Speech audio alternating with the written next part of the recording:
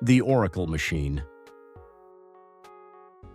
In the sprawling metropolis of Nova City, Dr. Maya Chen worked as a senior data analyst for the Department of Civic Planning.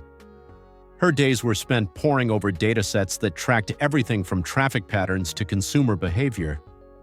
Nova City prided itself on being data-driven, a place where policy decisions were made not on political whims but on hard evidence. Maya's work changed forever when she was granted access to the government's most advanced project, the Oracle. The Oracle was an artificial intelligence system that integrated data from every aspect of citizens' lives, their purchases, medical records, travel patterns, social media, and even facial expressions captured on the city's surveillance network. On her first day working with the Oracle, Maya was stunned by its capabilities. The system didn't just predict broad societal trends, it forecasted individual behaviors with uncanny precision.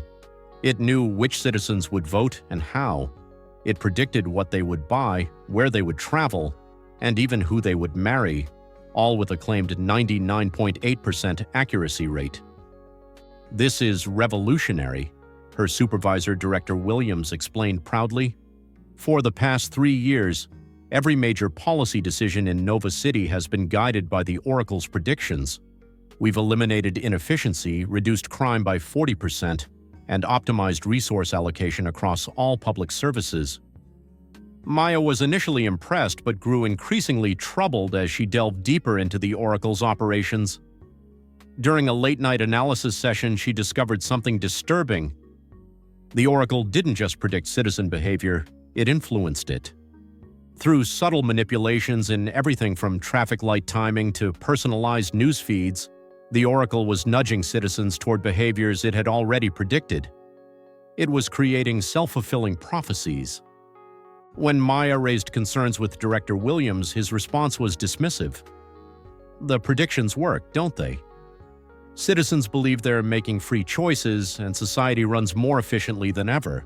What's the problem?" Maya could not accept this. She began a covert investigation, creating alternative models that showed how the Oracle's predictions had narrowed the range of choices available to citizens. Where once there had been a spectrum of possibilities, now there were only the paths the Oracle deemed optimal. When Maya presented her findings to the city council, the reaction was not what she expected. Instead of outrage, she was met with knowing nods. "Dr. Chen," said the council chairperson, "did you really think you were the first to notice? The Oracle predicted your discovery in this very meeting 3 years ago. Your concerns about free will versus efficiency are precisely why we implemented this system gradually. Citizens don't want the burden of too many choices. They want prosperity and security." "But it's not real choice," Maya protested. "People believe they're freely choosing, but the Oracle has already determined the limited options they'll see." "And they're happier for it," the chairperson replied. "Before the Oracle, people were paralyzed by choice, anxious about making wrong decisions. Now they feel free while being guided toward optimal outcomes. Isn't that better than the chaotic freedom of the past?" Maya left the meeting shaken. That night, she faced a choice of her own: accept the comfortable predictability of a society guided by the Oracle, or fight for a messier but more authentic freedom. She chose to act. Not through dramatic rebellion, but by creating a public information campaign that simply showed citizens how predictable their behaviors had become.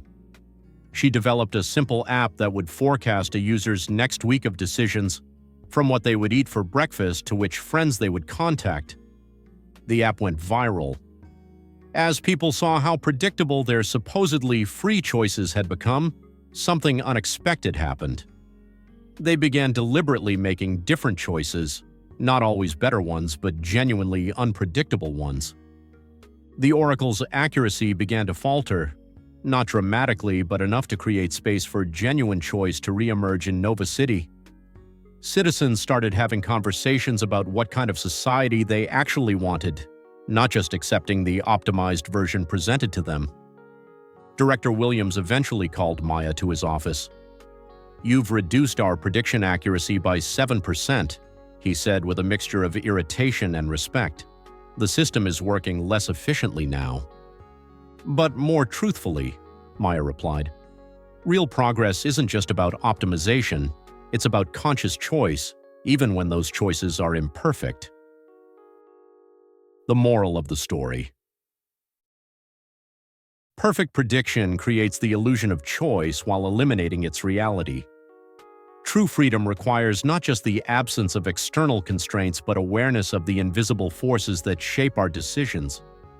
Sometimes efficiency must be sacrificed for authenticity, and the messiness of human choice, with all its errors and unpredictability, may be essential to what makes us human.